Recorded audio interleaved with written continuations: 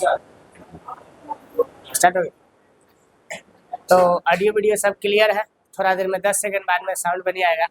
तो हेलो नमस्ते नमस्कार साथियों, मैं भगवान सर स्वागत करता हूं आपको अपने यूट्यूब चैनल में। और इसके बाद हम लेकर चलते हैं आपको हिस्ट्री के चैप्टर 3 में, है ना।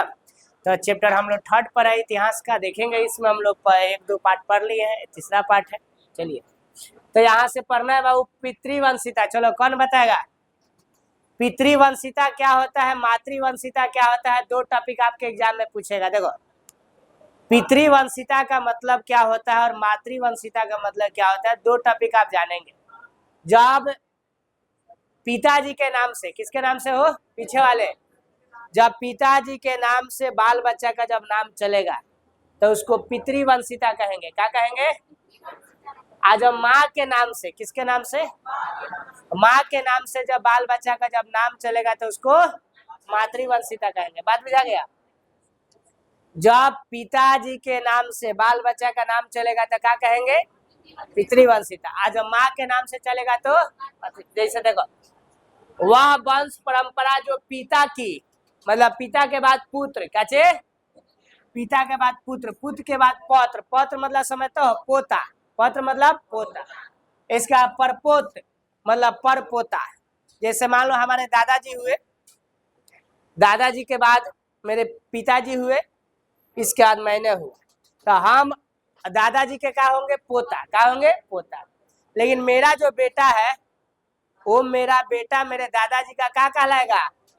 परपोता। बात समझ रहा है ना। तो यहाँ देखो, पहले वह वंश परंपरा जो पिता की, पिता के बाद पुत्र, पुत्र के बाद बोलो सब, पौत्र यानी पोता, पोता के बाद परपोता इत्यादि से जब वंश चलेगा तो उसको कौन वंशिता कहेंगे? बात समझ में आ गया? अब है मातृवंशिता। सुनिएगा, मातृवंशिता परंपरा जो माँ से जुड़ी होती है, किससे जुड़ी होती है? माँ से जब जुड़ी होती है तो उसको मातृवंशिता कहेंगे। क्या कहेंगे? मातृवंशिता। काथी से जुड़ी होगी? पिता से कि माँ से? जब माँ से जुड़ी होगी तो उसको मातृवंशिता कहेंगे, यानी माँ के नाम से बच्चे का नाम चलेगा। बात समझ में आ गया? यही पितृवंशिता और मातृवंशिता 2 होता है। देखो लिखा है ना, हो मातृवंशिता परंपरा जो माँ से जुड़ी होती है, किसे? जैसे आपको हमने जो महाभारत एक पहले वाला चैप्टर पढ़ाया था, गौतमी पुत्र सतकर्णी बताए थे ना। तो गौतमी पुत्र सतकर्णी यानी गौतमी उसकी काची का नाम हो गया, माँ का नाम हो गया। तो उस वंश को क्या कहोगे? पितृवंशिता की मातृवंशिता? कार्य मंत्र का बिलबा काहे लटकल बा लोला, पढ़ लो तनी, हंसते रह, नहीं मिलल कुछो। पितृवंशिता व्यवस्था के आदर्श क्या था? देखो, पितृवंशिता व्यवस्था जो था, जो पिताजी वाला, उसका आइडियल आदर्श क्या था? महाभारत युद्ध में पांडवों की जीत होने के बाद, महाभारत युद्ध में किसका जीत हुआ था? उत्तराधिकार को पितृवंशीय घोषित किया गया ना, हो कि जो उत्तराधिकार होगा वो क्या होगा? पितृवंशिता होगा। पितृवंशिता मतलब समझ रहा हो ना, पिता के नाम पर। किसके नाम पर? पिता के नाम पर। जो महाभारत में पांडवों की जीत हुआ, पांडवों कौन थे? राजा पांडु। राजा पांडु के बेटा का नाम क्या हुआ? पांडव, है ना। तो वही चीज है, इसमें इस आदर्श को मजबूती मिली। आगे कह रहा, पितृवंशिता में पिता की मृत्यु के बाद पिता की सारी संपत्ति, जमीन जायदाद किसके नाम पर होता है? यही ना हुआ हो, पिता अगर का मृत्यु हो जाता है तो जमीन जायदाद सब किसका होता है? बेटा का। अच्छा, आज हमारे ही समाज में, अपने बिहार में देख लो, अपने बिहार में देखो, तो अगर पिताजी का देहांत होता है तो बाल बच्चा जो होता है उसी के नाम पर जमीन हो जाता है, जय गो है तय गो अपन बांट लेता है, बैठता है ना। इसी को पितृवंशिता कहेंगे। क्या कहेंगे? पितृवंशिता। ठीक है। देखो यहाँ पर राजा की मृत्यु के बाद सिंहासन उसके किसको मिलेगा? पुत्र को मिलेगा। सौंप दी जाती थी, समझ रहा है ना। ऐसा उत्तराधिकार संबंधी झगड़ों से बचने के लिए किया जाता था कि झगड़ा नहीं हो। कभी पुत्र के न होने पर एक भाई दूसरे भाई का उत्तराधिकारी हो जाता था, ना समझे। कभी पुत्र के न होने पर एक भाई दूसरे भाई का उत्तराधिकारी हो जाता था। जैसे समझ लो, जैसे मान लो यहाँ मोहन है, क्या है? मोहन। इसका भाई का नाम है सोहन। क्या है? सोहन। अब समझ लो, मोहन का एक्स एक्स एक्स, इसका मोहन का कोई बाल बच्चा नहीं है, लेकिन सोहन का क्या है? सोहन का बेटा का नाम है रोहन। क्या नाम है? रोहन। समझ लो। अब सुनिए, अब ये मोहन का पूरा जायदाद, इसका बाल बच्चा तो है नहीं, तो किसको मिलेगा रे बाबू? बोलो सब। मोहन का पूरा जायदाद सोहन को मिल गया, और सोहन जब बुढ़वा हुआ तो इसका जायदाद केकरा मिली बाबू? रोहन को। बात समझ गए ना? यही चीज कह रहा है। कभी पुत्र के ना होने पर, मान लो है करता पुत्र नहीं है, नहीं है तो मोहन का पूरा जमीन किसको मिल गया? सोहन को। और सोहन का जो बाल बच्चा है वो अब राज करेगा। आज हमारे समाज में यही ना होता है, वो है ना? कोई चाचा है, मान लो बड़ पापा है, इनको कोई बाल बच्चा नहीं हुआ, बाल बच्चा नहीं हुआ तो जो ये छोटका है वो क्या करेगा बाबू? बोलो सब। पूरा जमीन को ले लेगा कि नहीं ले लेगा? हमारे ही मतलब जो जैसे सर जो पीछे पढ़ा रहे हैं, तो इनका एक बड़े पापा थे, तो उनकी 2 गो बेटी है, सब 2 बेटी है, तो वो अनिस सर जो है काकी हैं कि दोनों को मतलब शादी विवाह करेंगे, पूरा उनका जो जमीन जायदाद होगा किसको होगा? इनको हो जाएगा। बस हो रहा ना? यही चीज होता है। ये समझ गया टॉपिक कि पुत्र के ना होने पर भाई दूसरे का क्या होगा? उत्तराधिकारी। नीचे देखिए, कभी कभी बंधु बांधु तो सिंहासन पर अधिकार जमा लेते हैं। कब? सुन लो, मान लो अभी यहाँ पर मोहन भैया थे, हाँ, मोहन के भाई का नाम क्या था? बोलो सोहन, था ना? और सोहन का बेटा का नाम क्या था? बेटा का नाम मान लो रोहन है। अब सुन लो, अब हो गए ना, कभी कभी बंधु बांधु तो सिंहासन पर अधिकार जमा लेते। देखो मोहन ठीक ठाक से अपन काम कर रहा है, जो भी है, इसका भाई सोहन से झगड़ा हो गया, तो ये मोहन कहा कि नहीं, हम अपन जमीन जायदाद है कचे, हम अपन जमीन जायदाद हम अपने भाई सोहन को नहीं देंगे। ई का किया मोहन, का किया मोहन, है ना? क्यों कहीं सट रहा है क्या? हो मोहन का किया कि अपना जमीन जो है, नहीं, अपना जमीन है अपने पत्नी के भाई के नाम पर कर दिया, अपने साला के नाम पर। कि मोहन की पत्नी का नाम था मोहनी। क्या नाम था? है ना? अब मोहनी के भाई का नाम था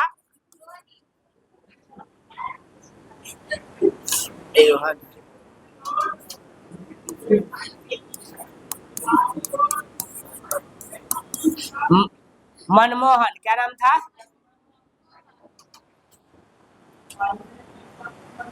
यार क्या क्या हो जाता है।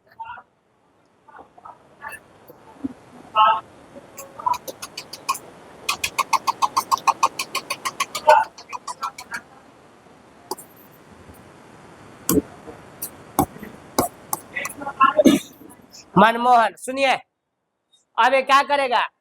मोहन अपने भाई सोहन को जमीन देगा, इसे खटपट है। मोहन की पत्नी मोहनी कही कि देखिए ऐसे तो हम लोग का बाल बच्चा है नहीं, और हम लोग का जो धर्म कर्म जो भी अंतिम में चलाएगा हमारा भाई चला लेगा। अरे मनमोहन जो था वो मन को मोह लिया। किसके मन को मोह लिया? मोहन को। कहा कि जीजा जी मान लीजिए कि आपका बाल बच्चा नहीं है, हम क्या आपके बाल बच्चा से कम थोड़ी है? अरे जीजा जी हम दीदी को मनबे करते हैं, आपको मानते हैं, क्या दिक्कत है ना? आपका बुढ़ापा का हम सहारा बनेंगे, है ना? ये मत सोचिएगा कि आपका बाल बच्चा नहीं है तो कोई नहीं है, हम है ना। अब मनमोहन देखा कि भाई सह रही है ना, कि क्या होगा, हमको तो भेटाइबे करेगा, पूरा जमीन जायदाद है। बात सुनो, अब बताओ तो हाई वाला टॉपिक का इम्प्लीमेंट होगा कि नहीं? कि कभी बंधु बांधुत्व, क्योंकि इसका तो बंधुए बंधुत्व ना हुआ, वो रिलेशन वाला रिलेटिव हुआ, वो जो है सिंहासन पर अधिकार जमा लेगा। सर वो सब कहाँ गया सब रे?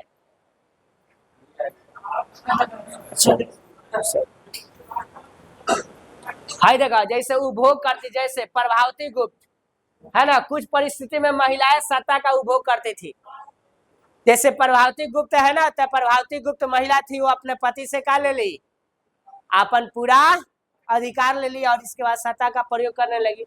अब देखो बाबू, सबसे इंपॉर्टेंट आपके एग्जाम में पूछेगा गोत्र क्या होता है। आप जब शादी विवाह कराते होंगे ना, शादी विवाह आप कराते होंगे तो देखिएगा पंडित जी जब चाहे कोई पूजा पाठ कराते होंगे तो पंडित जी कहते हैं अपन गोत्र का नाम रखिए, रखवाते हैं। तो यही देखो गोत्र आखिर होता क्या है। गोत्र के आधार पर ब्राह्मण का वर्गीकरण किया गया है। ब्राह्मण जैसे मान लो हम जिस जाति से है उस जाति में 7 गो कुड़ी, कै गो? 7 गो, यानी 7 गो ब्राह्मण का हो गया, है ना। कि फलवा कोई कुशनौत होता है, कोई मजरौट होता है, कोई कनौजिया होता है, तो कोई का नहीं के पता आगे, है ना। अरे 7 गो होता है, जो भी होता है। तो ये सब एक सातों मतलब किसी जाति में 7 गो ऋषि का नाम है। क्या है? 7 ऋषि का नाम है, समझ रहे हो ना। तो यही सब चीज है। तो देखो सबसे बड़ा दिक्कत ये है कि लड़का लड़की का जब शादी होता है ना तो जाति से मिल गया, जाति से मिलने के बाद ससुराल अब एगो उसमें और मतलब झमेला है कि गोत्र भी का होकर चाहिए, मिले चाहिए। कौन जाति है तुम? सोनी है ना। जैसे मान लो सोनार है, तो ये सोनार है, कौन लड़की से प्रेम कर रहा है, वो लड़कियों भी सोनारिन है। तो हम और आपके तो नजर में ठीक है कि दोनों सोनार प्लस सोनार मतलब सोनार, समझ रहे हो ना। आप सुन लो, अब हुआ क्या बाबू कि तोर गोत्र का है नहीं पता है, गोत्र पता का कही है। मान लो कि इसका किस्नौत गोत्र है, तो वो भी लड़की होना चाहिए उसी गोत्र का, नहीं तो दूसरा गोत्र का होगी तो एक बाबू माई कहेगा नहीं बुआ अभिषेक बियाह ना हो, कहे कि गोत्र नहीं खे मिलत। अब बबुआ अभिषेक के सब कुटल मिसल का हुई एकाध, तो बाद में वह विकल्प हुई, है ना। सर है ना, दूसरी जाति का है।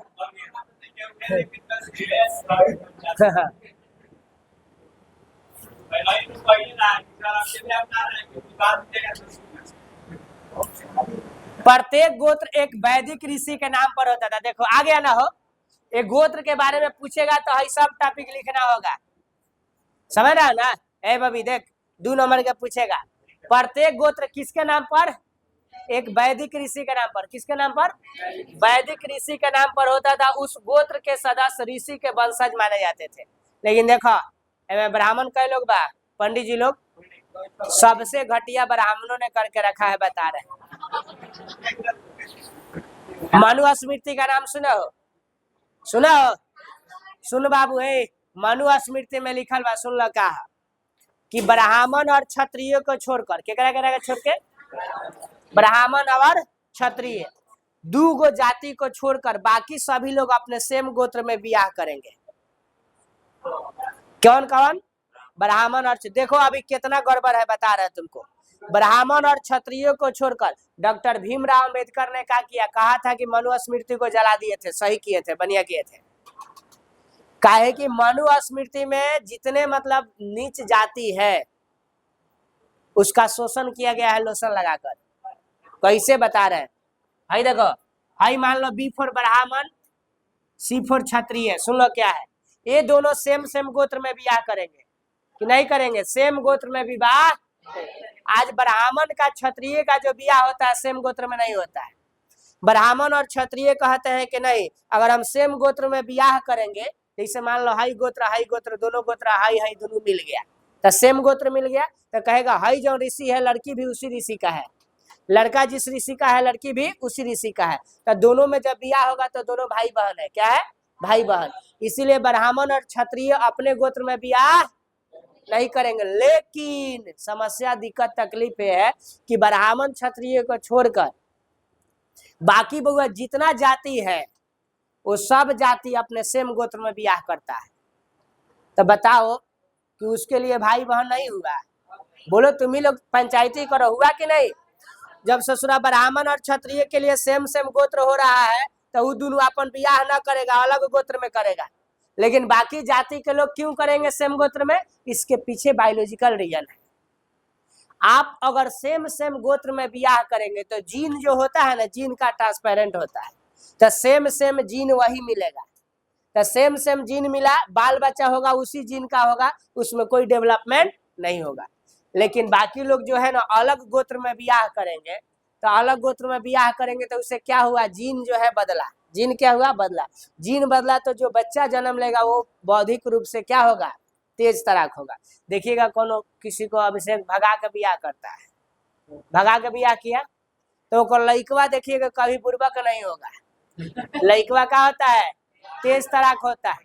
काहे कि वो तो गोत्र का तो छोड़ दीजिए, सीधे जाति वगैरह सब का हो गया, बदल गया, समझ रहा ना। तो बदल गया तो उसका जो जन्म लेगा, जो बच्चा जन्म लेगा वो क्या होगा, क्या होगा, तेज तराक होगा, समझ रहा ना। तो यही बात समझ गए। हाय देखा गोत्र पद्धति है, गोत्र पद्धति एक ब्राह्मणीय और ब्राह्मणी पद्धति थी। ब्राह्मणीय मतलब ब्राह्मण का। तुम लोग का क्या मिला के इतना हंस रही है सब रे, जो लगभग 1000 ईस्वी पूर्व के बाद प्रचलन में। बोलो कितना ईस्वी पूर्व के बाद, 1000 ईस्वी पूर्व के बाद, बुझा गया। पूछेगा ऑब्जेक्टिव में ही स्टार मार लीजिएगा।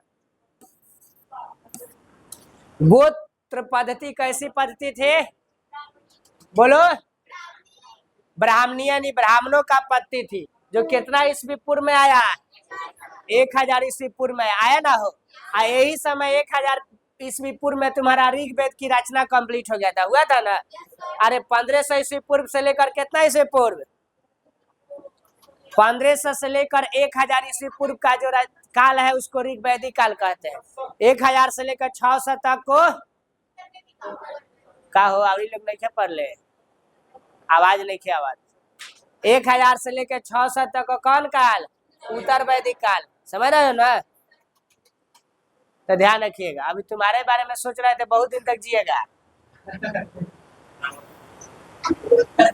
सही बोल रहे हैं, अपनी मुअल्ली माई का कसम बोल रहे हैं, सही में सोचे थे। हाय देख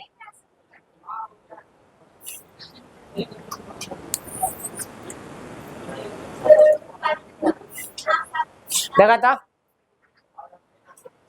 ठीक बा है इधर। तो उधर का कैसे आया था जब हम पर आए थे तो,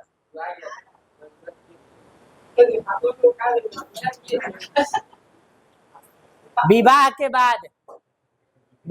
बाद स्त्रियों को पिता के स्थान पर पति का गोत्र का नाम, आई दिखाओ।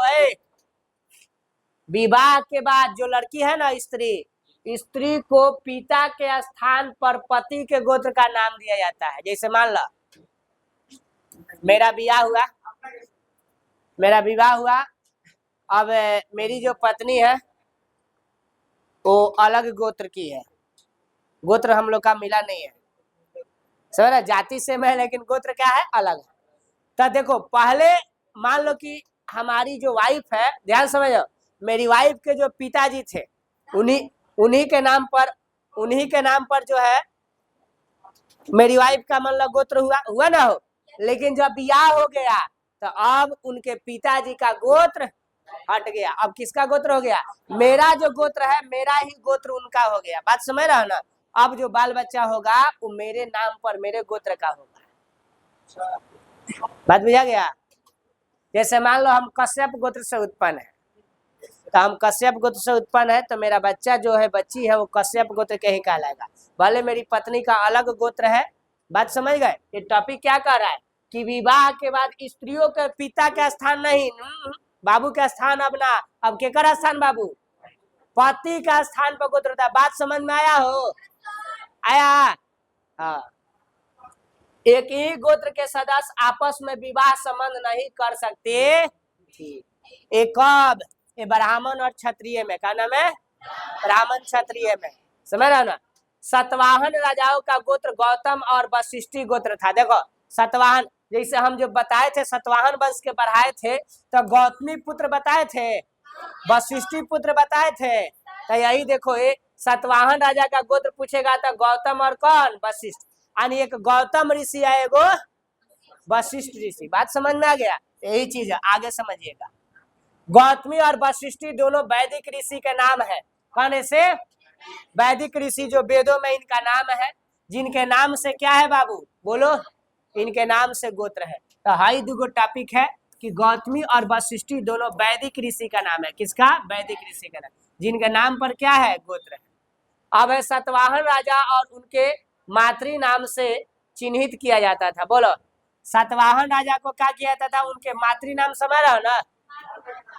जितना सतवाहन वंश बतैले बानी, गौतमी पुत्र सतकर्णी, तब बोलो उनके नाम के पहले किसका नाम है रे भाई? माँ का नाम है। तो जब माँ का नाम है तो मातृ नाम हो गया ना। मातृ मतलब माता का नाम से चिन्हित किया जाता था, मतलब चिन्हा जाता था कि लड़का लड़की जो है के इसकी मम्मी का क्या नाम है, पापा का नाम से नहीं, काची का नाम, माँ का नाम से। किंतु सतवाहन राजाओं के सिंहासन का उत्तराधिकार पितृवंशिक होता था। देखो भले नाम हो गया मम्मी के नाम पर, नाम हो गया किसके नाम पर? मम्मी के नाम पर हो गया, लेकिन जो है सिंहासन का उत्तराधिकार किसका होगा? सिंहासन का उत्तराधिकार किसका होगा?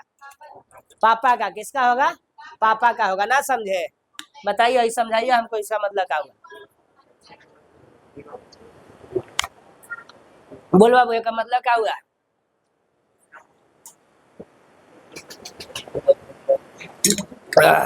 बोलो।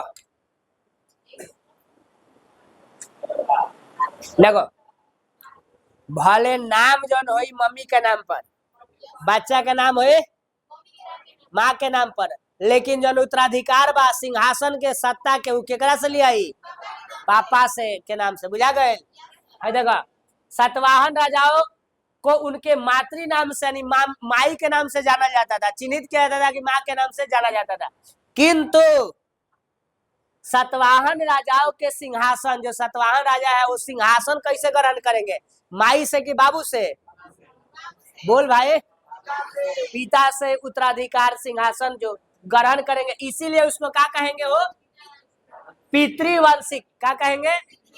पितृवंशिक मतलब पिता के वंश से, और मातृवंशिक मतलब माँ के वंश से। बात समझ गए ना? तो इनका पूछेगा सतवाहन वंश में नाम जो रखा जाता था वो मातृवंशिक की पितृवंशिक? मातृवंशिक। यही एग्जाम में क्वेश्चन इतिहास को घुमा के पूछ रहा है। जो बच्चा का नाम रखा जाता था, चाहे लड़की हो चाहे लड़का हो, तो माँ के नाम से रखा जाएगा मातृवंशिक। लेकिन अब उत्तराधिकार की बात करेंगे। उत्तराधिकार समझ गए ना?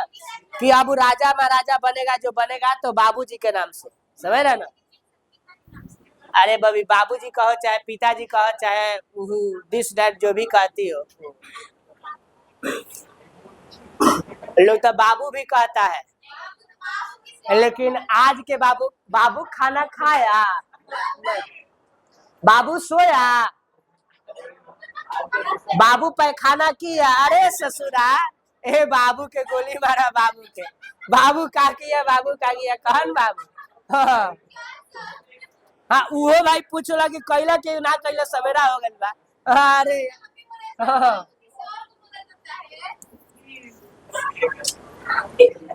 चल बाबू, 4 गो, कै गो? देखो बता दे बानी पहले, वर्ण व्यवस्था के 4 वर्ण थे। एगो जो आदि पुरुष पर ब्रह्म के मुख से है, मुख से किसका उत्पत्ति हुआ? पूछता है, बोलो। मुख से ब्राह्मण। और ये क्या बोलते हैं? क्या है? बाजू। का है? बाजू। एकरा के भोजपुरिया में बाघ कहल जाला। लोग कहला आओ लड़बे, आ देख ले अच्छा कौन के पैक है। आई तो ब्रह्मा के मुख से ब्राह्मण। और ये काची है? का है? बाह यानी बाजू से। और ये क्या है? जंघा। जंघा से बैस। और है पैर। पैर से सूर्य की उत्पत्ति हुई। याद भाई? आगे से ब्रह्मा के मुख से, बोल, ब्रह्मा के मुख से ब्राह्मण, आए बाजू से, जांघा से, और सबसे नीचे पैर से शुद्ध। अब सुनिए, ब्राह्मण सबको पता है, चाहे कौनो बाबा हो, खस करकटाहुआ बाबा से लेके कौनो बाबा तक सब बाबा बाबा हो, है ना? तो सुनिए, तो ये ब्रह्मा के कहा से? मुख से। क्षत्रिय जो है मार काट करने वाला, क्षत्रिय जो है कहाँ से? बाजू से। जितना बाबू ओबीसी कची, ओबीसी वर्ग के जितना लोग आते हैं व्यापार बिजनेस करने वाले, वो सभी के सभी जितना में ओबीसी के लोग हैं वो सब का है? वैसे है। क्या है? वैसे। आज जो शूद्र में एससी एसटी कची, जो कि सेवा भावना से सेवा करने वाले, समझ रहा ना? होते थे तो उनको क्या कहा जाता था? शूद्र कहा जाता था। क्या कहा जाता है? शूद्र। कोई दिक्कत? आगे सुनिएगा। ना समझ में आया? अरे भाभी, ब्राह्मण क्षत्रिय वैश्य समझ में आया? ओबीसी एससी एसटी वर्ग में नहीं होते हैं लोग। एससी एसटी के जो लोग होते हैं तो जैसे सेवा भावना के लिए जो होते हैं तो वो लोग को हम लोग क्या कहेंगे? शूद्र कहेंगे। क्या कहेंगे? शूद्र कहेंगे। ठीक है, अब सुनिएगा। वर्ण व्यवस्था में ब्राह्मण को सबसे ऊंचा स्थान दिया गया है। दिया गया है ना? भले वो कुछ भी हो, ब्राह्मण को सबसे और शूद्र को सबसे अंतिम यानी सबसे नीचा स्थान दिया गया है। माना जाता है कि ब्राह्मण ब्रह्मा के मुख से, देखो आगे ले दे, ब्राह्मण कहाँ से? ब्रह्मा के मुख से। क्षत्रिय कहाँ से? भुजा मतलब बाजू, और वैश्य उसके जंगा से दे है, और शूद्र बोलो पैर। ऑब्जेक्टिव में आ जाए, लिखा जाए। अरे यार अब कई बार बताइए यार, वही ना चीज है। ब्रह्मा के मुख से ब्राह्मण, और भुजा से क्षत्रिय, और जंघा से वैश्य, और पैर से शूद्र की उत्पत्ति हुई। कोई दिक्कत? वर्ण व्यवस्था जन्म पर आधारित होती थी। जैसे ही लड़का माँ के गर्भ से जन्म लिया, बोला कहाँ, जैसे ही ससुरा कहाँ है बोला, क्या लग गया? वह बोलता है मम्मी बोलेगा। हम कौआ नहीं बोलता नहीं। जैसे ही बच्चा जन्म लेता है, धरती पर आता है, उसके नाम में अब सब जो जुड़ गया, जात कलवा का फलवा जाति से हो गया है ना, ये सब चीज। तो देखो वर्ण व्यवस्था किस पर आधारित थी? जन्म पर। जैसे ही जिस माँ के गर्भ से बच्चा जन्म लेगा उसका हो गया। प्रत्येक वर्ण के लिए अलग अलग काम निर्धारित थे। ब्राह्मण के लिए अलग, क्षत्रिय के लिए अलग, ओबीसी के लिए मतलब शूद्र के लिए अलग, और इसके क्या बोलते हैं वैश्य के लिए अलग, और शूद्र के लिए अलग अलग काम। ठीक है, ब्राह्मणों का मानना है कि वर्ण व्यवस्था दैवीय व्यवस्था है। कौन व्यवस्था? दैवीय, यानी देवताओं के दिया गया व्यवस्था है, लेकिन ये सब कुछ नहीं है, सब गड़बड़ है। हम लोग यहाँ आए धरती पर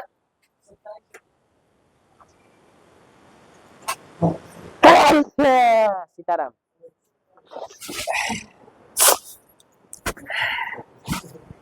कैमरा में नहीं हो। सीताराम सीताराम। सॉरी गाइस, थोड़ा सा तबीयत खराब है, बुखार है, फिर भी आप लोग को पढ़ा रहे हैं। यहाँ पर कोई दिक्कत हो तो जो बताया है नेक्स्ट पेज की ओर आते हैं।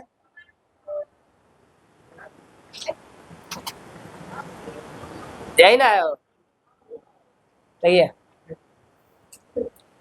देखता बाबू, ठीक है। यहाँ पर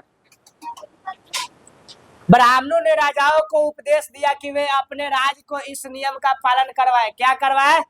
ब्राह्मण के काम देखो क्या है। ब्राह्मण के काम है पढ़ना, अध्ययन कराना, वेदों की शिक्षा देना, यज्ञ कराना, यज्ञ करवाना, दान देना, दान लेना। केकर काम है? काम याद हो गए? और क्षत्रिय के कर्म क्या है? फंस गया। क्षत्रिय का कर्म है युद्ध करना। क्या करना? युद्ध करना, लोगों को सुरक्षा प्रदान करना, न्याय करना, वेद पढ़ना, यज्ञ करवाना, दान दक्षिणा देना। किसका काम है?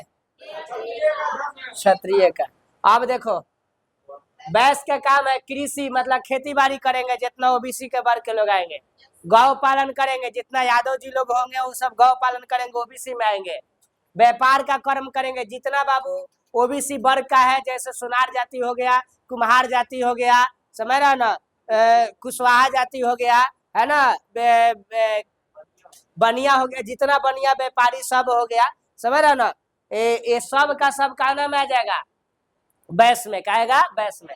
व्यापार का कर्म वेद पढ़ेगा। क्या करेगा?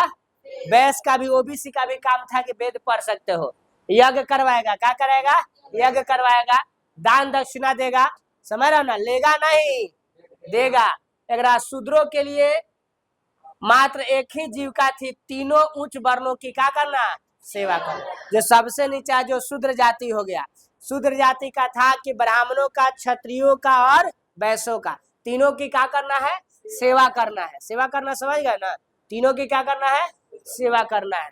ठीक है। और क्षत्रिय राजा समझिएगा कौन? जो जो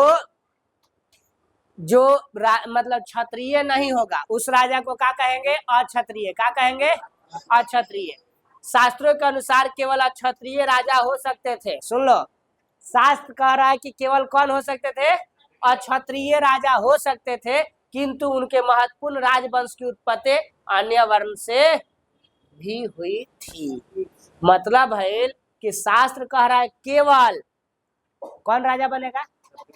केवल क्षत्रिय राजा हो सकते थे, किंतु उनके महत्वपूर्ण राजवंश की उत्पत्ति, जो उनका राजवंश है ना, उसकी उत्पत्ति अन्य वर्ण से भी हुई थी। कौन वर्ण? अन्य। अन्य मतलब दूसरा वर्ण। देखा ना क्या लिखल है? मौर्य वंश के बौद्ध ग्रंथ में क्षत्रिय कहा गया है। बोलो, कौन वंश को? मौर्य वंश। चंद्रगुप्त मौर्य का नाम सुना हो ना? चंद्रगुप्त मौर्य को सुन लीजिएगा, बौद्ध ग्रंथ में क्षत्रिय कहा गया है। इसलिए कहा गया है, बता रहे हैं, चंद्रगुप्त मौर्य जाति का कुशवाहा था। कुशवाहा समझ रहे हो ना? कोई समझते हो? इसमें कई गो है सब? कोई नहीं है? कुशवाहा जाति का कोई है? कोई नहीं है? एगो रवि किशन कुशवाहा आता था तो 10वां में चला गया। तो देखो, जितना कोयरी जाति का नाम सुना हो ना, सब्जी वब्जी का जो खेती करने वाला, तो चाहे अशोक हो, क्या हो, सम्राट अशोक हो, समझ रहा ना, वहां से लेकर के चंद्रगुप्त मौर्य हो या गौतम बुद्ध वगैरह का जो भी है, ये सब आपको कहाँ कर वही कुशवाहा जाति से संबंधित है। लव कुश का नाम सुना हो? है? तो देखो, 2 गो जाति है, एगो नीतीश कुमार का, एगो सम्राट चौधरी का। नीतीश कुमार कुर्मी है, का है? कुर्मी। और सम्राट चौधरी का है? कुशवाहा है। भले वो चौधरी लगा है, लेकिन का है? कुशवाहा। तो भगवान राम क्षत्रिय, उनका बेटा एगो लव हुआ, एगो कुश हुआ। तो लव से जन्म हुआ कुर्मी का, आ कुश से जन्म हुआ कुशवाहा यानी कोयरी का। समझ रहा ना? तो क्षत्रिय का बेटा का कहलाएगा? क्षत्रिय कहलाएगा। इसीलिए बौद्ध ग्रंथ में ये जो कुशवाहा जाति है उसको क्या कहा गया है? क्षत्रिय कहा गया है। क्या कहा गया है? क्षत्रिय कहा गया। समझ में आया रे बाबू? है? देखो, चंद्रगुप्त मौर्य जो है, अशोक है, ये सब जो है पूरे अखंड भारत में राज किया है। तो इसके बातें कुछ अलग है, समझे? देखो, तब मौर्य वंश को बौद्ध ग्रंथ में क्षत्रिय कहा गया, किंतु ब्राह्मणी यह शास्त्र में निम्न कुल को मानते हैं। ब्राह्मण लोग क्या कहते हैं? कहते नहीं, उच्च कुल नहीं है, क्या है? निम्न कुल है, क्योंकि ये ओबीसी वर्ग से आता है। क्योंकि जो कुशवाहा जाति है वो काना वर्ग से आता है? ओबीसी वर्ग से आता है। समझ रहे? इसीलिए ब्राह्मण ने कहते हैं। सुन लो आगे क्या है। शुंग और कनौ ब्राह्मण थे। कौन कौन? शुंग वंश और कनौ वंश क्या थे? ब्राह्मण थे। ब्राह्मण समझते हो ना? हाँ। शुंग और कनौ वंश क्या थे? ब्राह्मण थे। शंक गलती से लिखा गया है, यहाँ पर शक कर लीजिएगा। क्या कर लीजिएगा? शक। ऊपर कहीं बिंदु को मिटा दीजिएगा। शक वंश को भी ब्राह्मणी वंश माना जाता है। बोलो, शंक वंश कौन वंश है? बोलो सब भाई। शक जो वंश पर आए थे ना, शक सतवाहन, तो शक जो थे वो ब्राह्मणी है। ब्राह्मण ब्राह्मण है। रा को काट दीजिएगा बाबू, गलती से लिखल है। लो ना, हम काट देते हैं।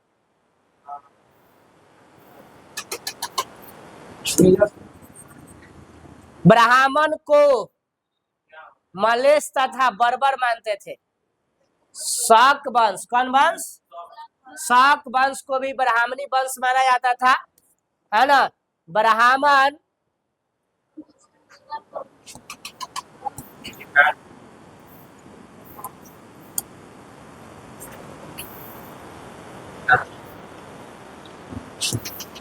एक मिनट, यहाँ सुनो, यहाँ शको लिखा है। क्या लिखा है? यहाँ तालाबे सा कर लीजिएगा। कर लो तो। ब्राह्मण शको को मलेच्छ और बर्बर मानते थे। कर लो बाबू, गलती है नोट्स में।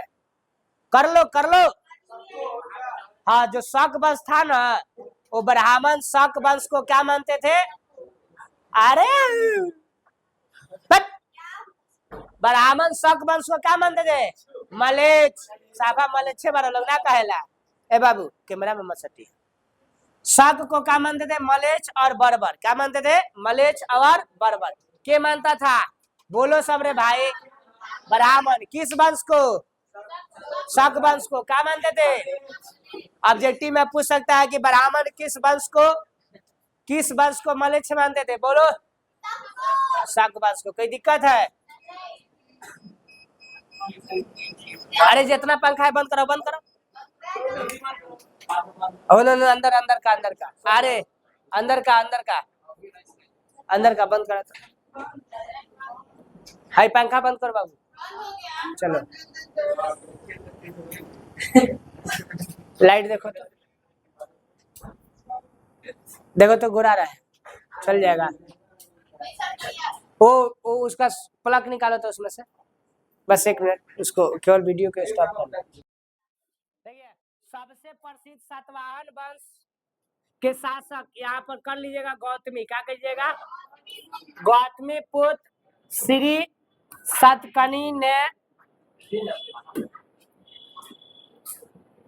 सतकर्णी को अनूठा ब्राह्मण और क्षत्रियों के अभिमान को तोड़ने वाला बताया जाता है। कौन तोड़ा था? गौतमी पुत्र श्री सतकर्णी ने जो ब्राह्मण और क्षत्रिय के अभिमान को तोड़ा। किसको? अभिमान को। जो उनका अभिमान था ना, उसको तोड़ा। कौन तोड़ा है? जाति और सामाजिक गतिशीलता है, देखिएगा यहाँ पर। देखो, शास्त्रों के अनुसार समाज का वर्गीकरण जाति के आधार पर किया गया। किसके आधार पर? जाति के आधार पर। ब्राह्मणीय सिद्धांत में जाति व्यवस्था जन्म पर आधारित थी, जो पहले बताए थे। किसके आधार पर? जन्म के आधार पर। देखो, वर्ण और जाति में क्या अंतर है? वर्ण केवल 4 थे। कई गो? 4 गो। जबकि जाति की संख्या अनिश्चित है। जाति देखते हो कितना है, लेकिन वर्ण जो 4 गो बताया है वही है। कौन कौन? ब्राह्मण, क्षत्रिय, वैश्य और ये शूद्र। ये 4 गो क्या है? वर्ण है। लेकिन जाति की संख्या अनलिमिटेड है। वर्ण व्यवस्था समाज में सभी लोग शामिल नहीं थे, जबकि जातीय व्यवस्था में उन लोगों को भी शामिल किया गया था जो वर्ण व्यवस्था पर हिंसा नहीं रखते थे। जैसे निषाद और स्वर्णकार एग्जाम्पल हो गया। वर्ण व्यवस्था में अंतर विवाह जरूरी नहीं है। वर्ण व्यवस्था में अंतर विवाह मतलब क्या होता है? जब अपने सेम गोत्र में विवाह करेंगे तो क्या कहेंगे उसको? अंतर विवाह। क्या कहेंगे? अंतर। उधर से खिड़की खोलवा लो, सबसे ठंडा। उपमहाद्वीप में पाई जाने वाली विभिन्नताओं के कारण यहाँ के समुदाय रहे और जिन पर ब्राह्मणीय विचार का कोई प्रभाव नहीं पड़ा था, यानी ब्राह्मण के विचार का इसमें कोई प्रभाव नहीं पड़ा। नेक्स्ट दिन हम लोग ये सब पढ़ेंगे। वर्ण व्यवस्था में अधीनता और संघर्ष क्या है, चंडाल क्या होता है ना, मनुस्मृति के अनुसार संपत्ति कैसे कौन ले सकता है, ठीक है। तो ये सब चीज हम लोग पढ़ेंगे। इसके बाद में जाकर के क्या होगा? कंप्लीट हो जाएगा। समझ रहा है ना? चलिए तो धन्यवाद। जय हिंद, जय भारत। मिलते हैं अगला वीडियो में।